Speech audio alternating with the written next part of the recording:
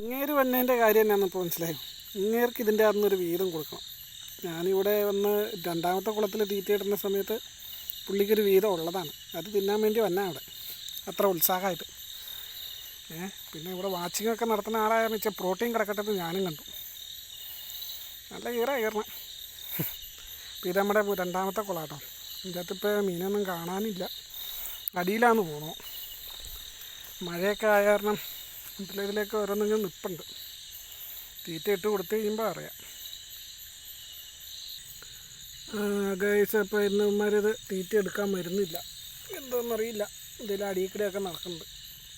നിങ്ങൾക്ക് കാണാൻ പറ്റുന്നുണ്ട്. ഇതിലേക്ക് നടപ്പുണ്ട്. പക്ഷേ ഞങ്ങൾ കഴിക്കാൻ പറ്റില്ല. എന്താണെന്നറിയില്ല. അപ്പോൾ ഇവിടെ ഓക്കെ കുറച്ച് കഴിയുമ്പോൾ വന്ന് കഴിച്ചോളുമായിരിക്കും. അതിലേക്ക് നടക്കുന്നുണ്ട്. കാര്യം പറഞ്ഞാൽ നിങ്ങൾക്ക് കാണാൻ പറ്റുന്നുണ്ടോയെന്നറിയില്ല. അപ്പോൾ ഇവിടെ അങ്ങനെ അടുത്തിരുന്ന് വീഡിയോ പിടിക്കാനും പറ്റില്ല.